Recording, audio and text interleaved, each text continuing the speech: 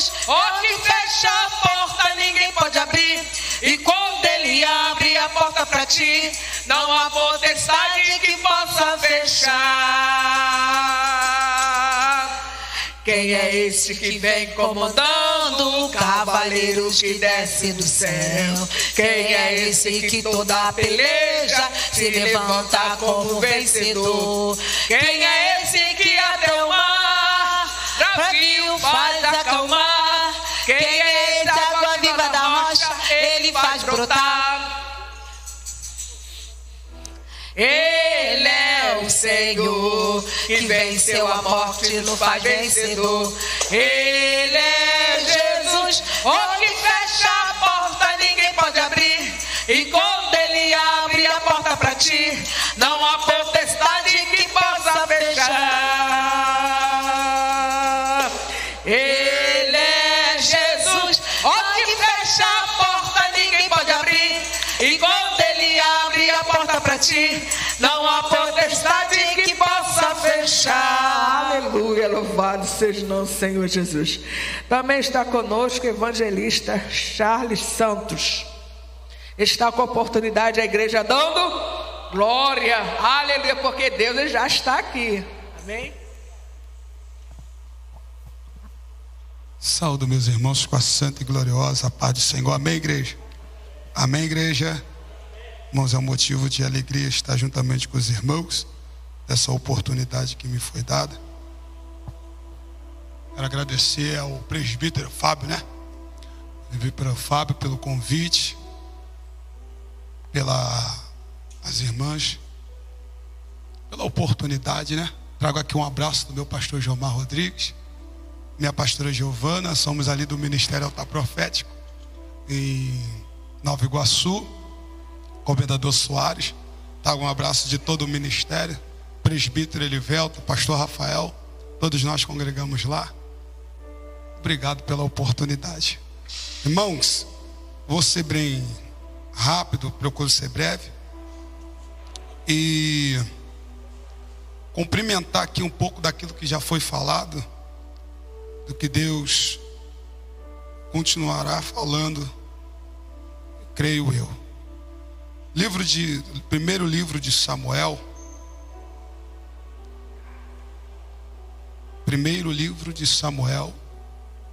do seu capítulo 4, seu versículo 21. Deus é bom em todo tempo Deus é bom. Até brinquei com o Rafael, falei: Rafael, por que você não louvou, rapaz? Você deixava eu mais tranquilo. Deus te abençoe, o presbítero Evelto também. Todos acharam? Só apenas um versículo diz assim: e ela deu ao filho o nome de Icabô, dizendo: a glória partiu de Israel, porque a arca de Deus foi tomada, e por causa do seu sogro e do seu marido. Amém? Irmãos, o texto em que nós lemos está inserido no primeiro livro de Samuel, a fim de meditarmos, aprendermos e praticarmos e aplicarmos em nossas vidas. O contexto dessa história é que Israel está passando por um período de transição, ou vai passar por um período de transição entre ser julgado por juízes à monarquia. A Bíblia diz que Israel está passando por uma guerra dessa época contra o seu maior adversário, os filisteus. A Bíblia diz que Israel, dentro dessa guerra, Israel está acampado num vale de Ebenezer. E a Bíblia diz que agora Israel vai lutar contra os filisteus. A Bíblia diz que nessa investida Israel vai perder 4.000 homens. Israel, dentro dessa batalha, Israel perde 4.000 homens. E eles vão começar a se questionar o porquê perderam a guerra, por que perderam a batalha, sendo que por que perderam a guerra, por que perderam a batalha. Eles então começaram a acreditar que perderam a batalha, perderam a guerra, porque a presença, a arca de Deus não estavam com eles. Então, rapidamente eles mandaram buscar a presença de Deus. Eles mandaram buscar a arca, na verdade, de Deus para a guerra, para que eles pudessem vencer os seus inimigos. A Bíblia diz que buscaram a arca. Quem está trazendo a arca, a Bíblia diz, é Ofni e Finéias. A Bíblia diz que quando eles chegaram, aleluia, dentro do arraial de Israel, a Bíblia diz que houve, oh glória a Deus, a Bíblia diz que o povo jubilou ao ponto da terra estremecer, ao ponto de quem estava no vale dos filisteus acreditar, entender que Deus havia descido, aleluia, no vale, ou na verdade no acampamento dos israelitas. O interessante é observar que quem está trazendo a arca é Ofni e Finéias. A gente precisa falar desses homens aqui. Quem foi Ofni e Finéias? Eram os dois filhos de Eli, o sumo sacerdote, que eles faziam, aleluia, a manutenção do templo, como foi falado aqui. Eles se dedicavam ou deveriam se dedicar ao templo. A Bíblia diz que esses homens, eles eram filho de Belial, porque eles não tinham intimidade com Deus, porque eles não tinham um relacionamento com Deus. A Bíblia diz que eles faziam o seguinte: quando o povo ia ofertar, a Bíblia diz que eles tiravam a oferta do povo, eles tiravam o melhor da oferta que na verdade deveria ser dada a Deus. A Bíblia também nos diz que eles se deitavam com as mulheres, aleluia, na porta, aleluia, da tenda da congregação, na tenda do tabernáculo. A gente sabe, gente, que o tabernáculo ele é dividido em 3 partes: pátio, lugar santo e lugar santíssimo. A gente sabe que ao adentrar ao pátio todos poderiam entrar, porém alguns lugares eram limitados ao povo. Por exemplo, o povo poderia entrar dentro do pátio, porém ao lugar santo e lugar santíssimo era restrito somente para o sumo sacerdote e o sacerdote. Observa que a Bíblia diz que ele se prostituiu na porta, porque na porta da congregação é limite, na porta da congregação, aleluia, é acesso para quem pode entrar, mas também é limite para quem não pode entrar. E o texto diz que ele se prostituiu na porta. Isso aqui me chama a atenção, pastor Rafael. Por que na porta? Na porta fala de quem não pode entrar. Se não pode entrar, fica do lado de fora. Observa que ele se prostitui na porta, mas o mesmo que se prostitui na porta é o mesmo que tem acesso para dentro do oh glória a Deus. Vou repetir isso aqui de novo: o mesmo que se prostitui na porta é o mesmo que tem acesso para o lado de dentro da tenda. Mas o que me chama a atenção, gente, o problema aqui não é Ofni e Finéias se prostituir, não. O problema aqui não é Ofni e Finéias se deitar na porta. O problema é que na época havia o sumo sacerdote, na época havia o pastor da igreja. E cadê o pastor da igreja que, sabendo que tem uns que estão se deitando do lado de fora, permite os mesmos adentrar para o lado de dentro? O problema aqui é a negligência do pastor, porque o pastor entende que quem se prostitui do lado de fora está pregando do lado de dentro, porque o pastor sabe que quem está se prostituindo do lado de fora está louvando do lado de dentro.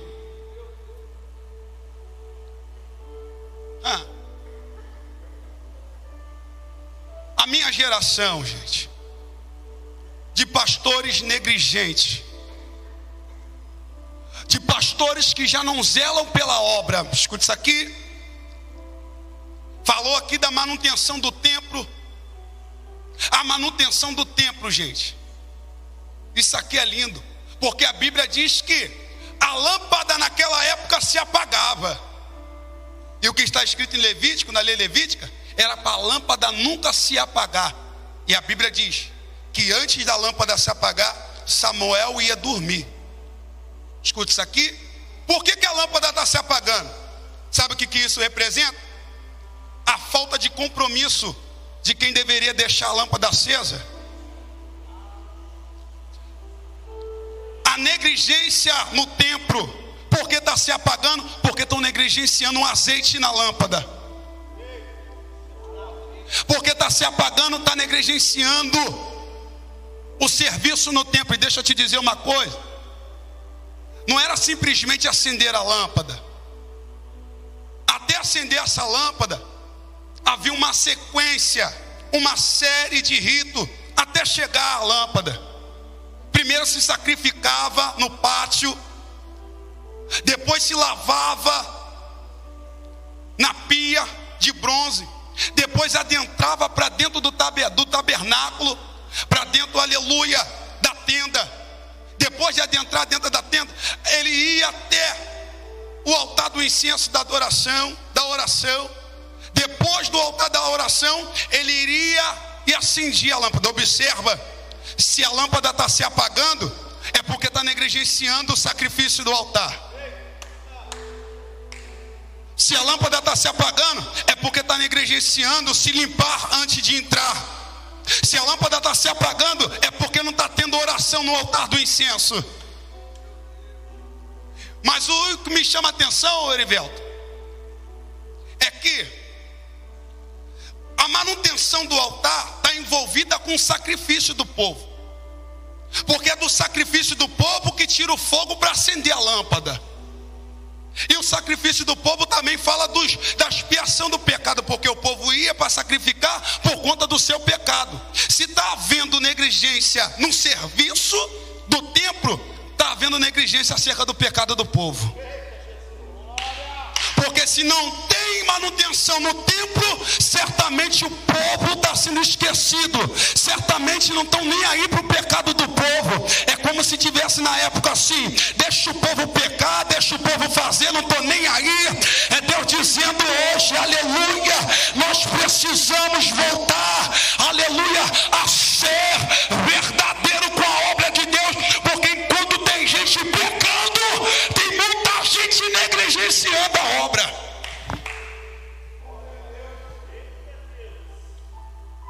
Se está negligenciando o serviço no templo, não tem expiação de pecado. Se não tem expiação de pecado, está negligenciando o pecado do povo. Está deixando pregar do jeito que está, está deixando louvar do jeito que é, está deixando fazer do jeito que está. Não.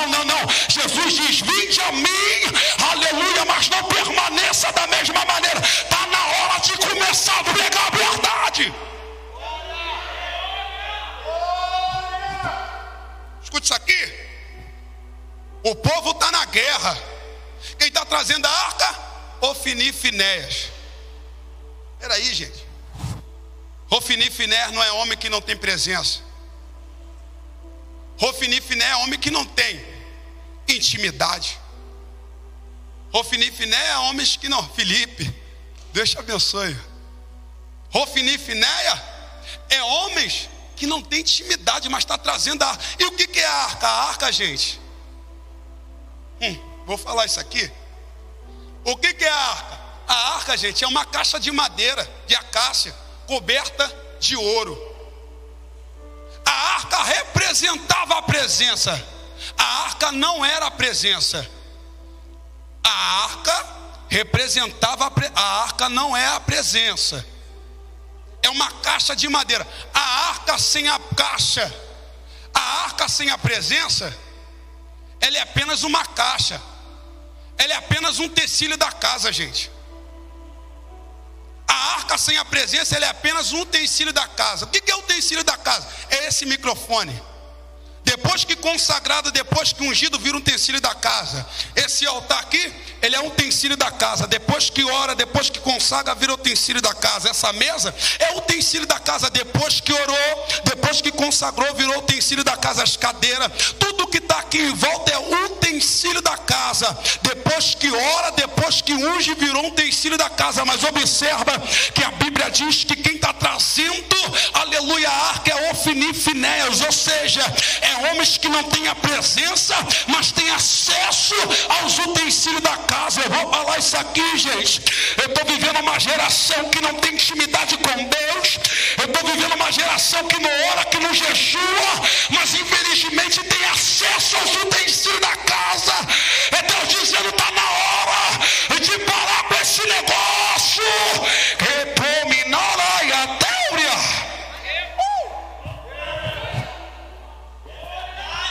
Sendo que na casa a Bíblia diz que está crescendo um menino. Na casa está crescendo um menino, Samuel. Deus está levantando Samuel, que lá ia abominar a terra, porque tem gente negligenciando a presença de Deus. Mas enquanto tem gente negligenciando, tem alguém que está crescendo. Enquanto tem alguém negligenciando a obra, tem alguém que está crescendo. É Deus dizendo: essa palhaçada vai durar só por quanto tempo? Está chegando Samuel na terra para fazer a obra de Deus do jeito que tem que ser feita. Ninguém sabe, mas Samuel está crescendo diante de Deus e diante dos homens. Samuel está vindo aí. É uma criança, mas está crescendo. É uma criança, mas está chegando. É uma criança, mas ouve a voz de Deus. É uma criança, mas é obediente. É uma criança, mas prega a verdade. É Deus dizendo: eu vou tirar os grandes e vou começar a levantar os pequenos. Está chegando o tempo de Deus arrancar dos altares os prostitutos, os idólatras, para botar quem quer fazer a obra.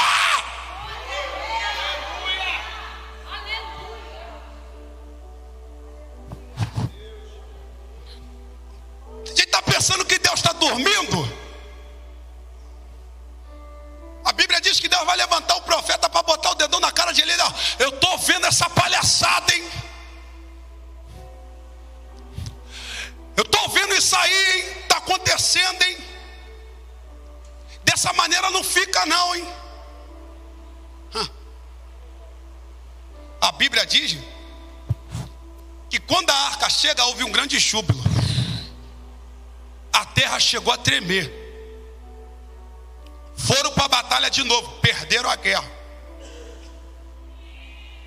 Espera aí, gente. Se a arca estava com eles, por que perderam a guerra?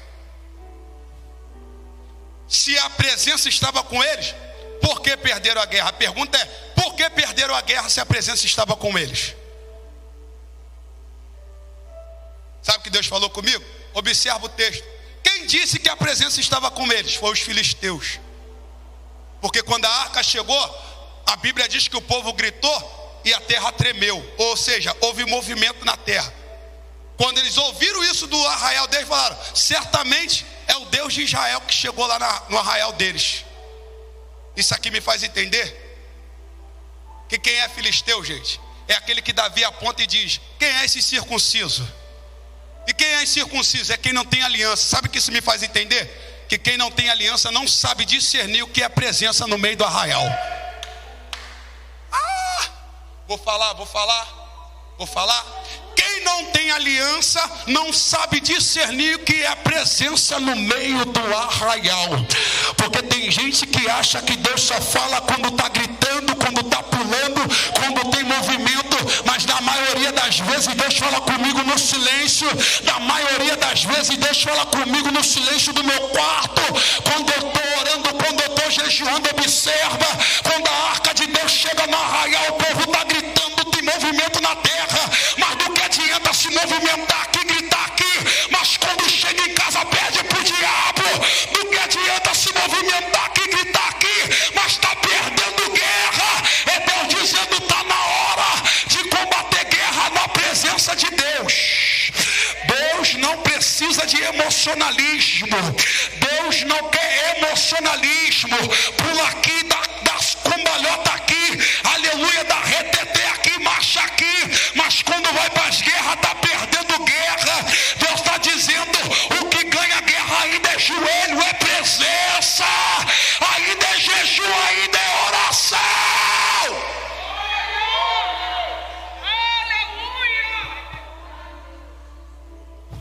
adianta? Pula aqui e perde a guerra lá.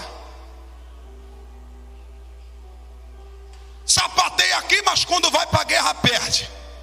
Sabe o que Deus me fez entender? Que eu, Charles, não devo medir a presença na vida de ninguém pelo glória que ela dá.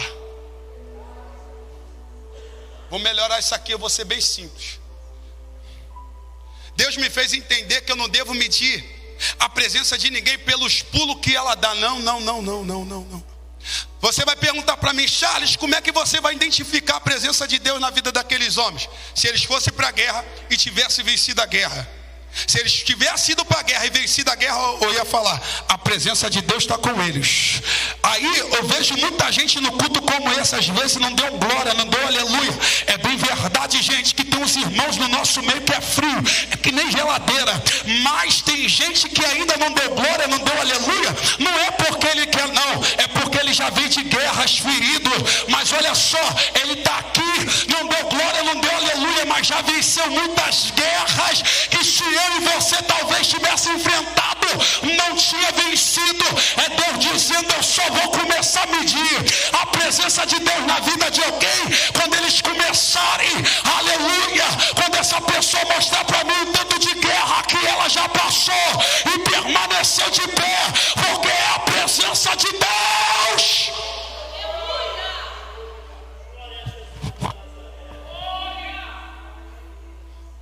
Quanta gente já passaram por guerras. Tem gente que não fala em língua, mas já passaram por muitas guerras e estão de pé. Tem gente que não fala em mistério, mas já passaram por muitas guerras e ainda estão de pé. Tem gente que não solta, aleluia, não dá cambalhota, não marcha no mistério, mas já passaram por muitas guerras e ainda estão de pé. Está de pé por quê? Por causa da presença. Está de pé por quê? Por causa da presença. Está de pé por quê, irmão Charlie? Por causa da presença. Você já observou que quando o repórter ele vai fazer, aleluia, ele vai fazer uma entrevista, quando ele vai fazer uma entrevista com um atleta que ele é muito campeão, que ele ganha tudo, ele vai fazer entrevista, o atleta está cheio de medalhas, sabe? Para mostrar as guerras, as vitórias dele. Sendo que com o crente é diferente. Como é que é com o crente? Com o crente ele mostra as suas vitórias, é nas cicatrizes. Quando ele mostra a cicatriz, ele diz, essa daqui eu venci, essa daqui eu venci. Quando ele mostra uma cicatriz, ele diz, essa daqui eu venci no joelho, essa daqui foi quando eu fui para os montes, essa daqui é quando eu venci de madrugada.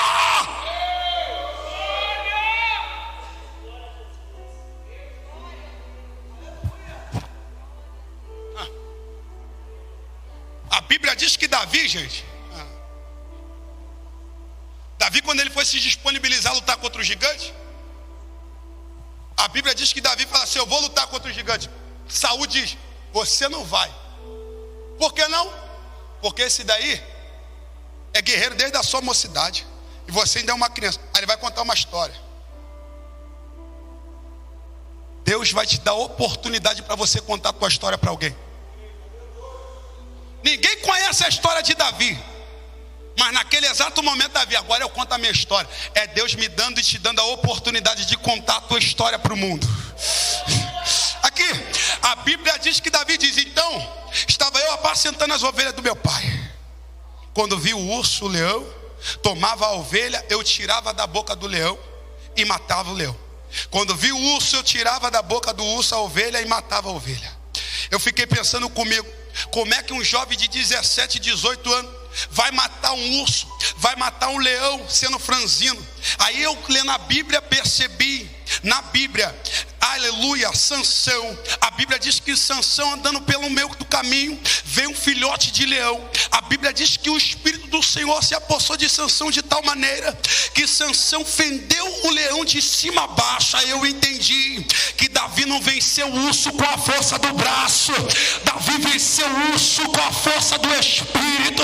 Aí eu entendi o que aconteceu com Davi no pasto foi a mesma, aleluia, experiência que Davi, que Sansão esteve no meio do caminho. O que aconteceu? O Espírito se apossou de Davi e aleluia, Davi matou o leão, matou o urso, mas não foi com a força do braço, foi com a força do queixo, foi com a força força do Espírito. Tem gente que está aqui, que não sabe nem por que está de pé. Sabe por que você está de pé? É por causa da força do Espírito. E tem gente que está aqui que já era para ter abandonado há muito tempo. Tem gente que está aqui que já era para ter parado há muito tempo. Não parou por quê, Charles? É porque o Espírito tem te sustentado. É porque Deus tem te sustentado. Você só está de pé por causa do Espírito. Você só está de pé por causa do Espírito. Na tua casa, na tua empresa, você não sabe que força é essa, mas é Deus dizendo: é eu que tenho te sustentado. É eu que tenho te sustentado. Tem gente aqui que não era nem para estar na mesa, calaia. Tem gente aqui que não era nem para estar aqui dentro, não sabe nem por que está caminhando. É Deus dizendo: é por causa do meu Espírito. É por causa do meu Espírito. Não largou por quê? Não parou de pregar por quê, Charles? Não parou de louvar por quê? É porque o Espírito todos os dias é Ele que te levanta.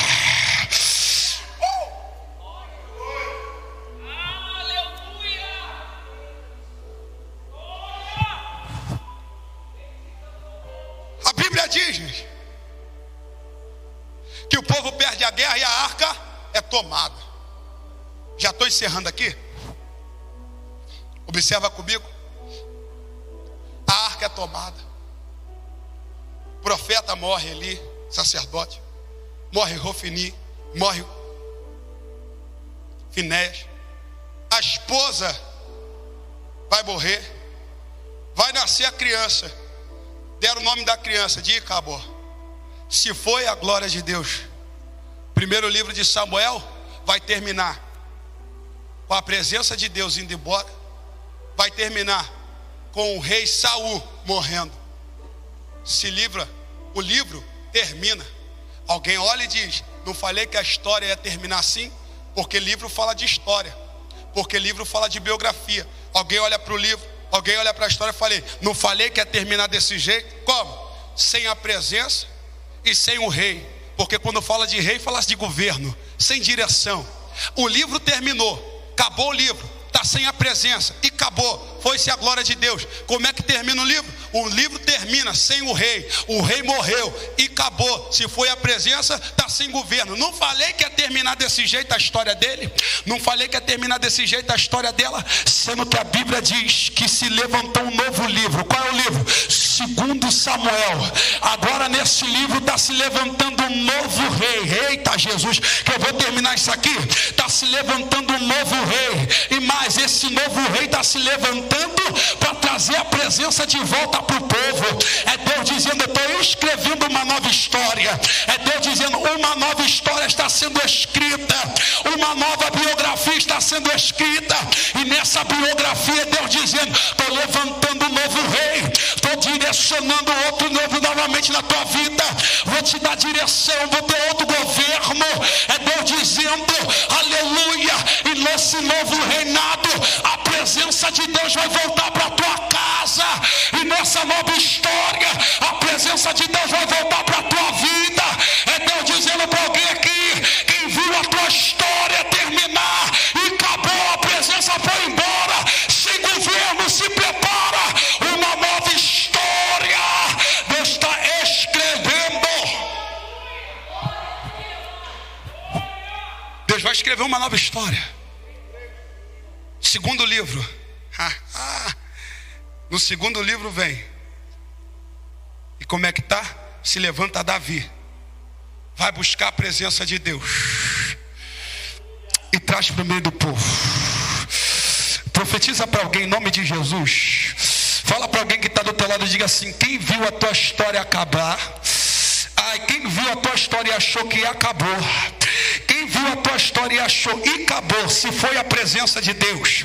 Quem viu a tua história e viu o reino morrendo, falou: está sem governo, está sem direção, vai ter que ver Deus abrindo um novo livro para a tua história, abrindo um novo livro na tua biografia. E Deus nessa história está escrevendo uma nova história e está dizendo: agora é uma nova reino, agora é um novo reino, uma nova direção. É Deus dizendo: eu vou dar direção. E agora a presença de Deus está voltando para a tua casa. E agora a presença de Deus está voltando para a tua vida. Quem te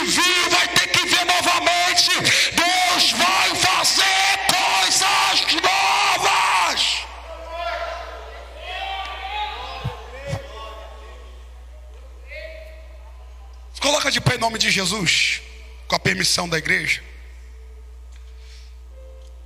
Eu vou orar.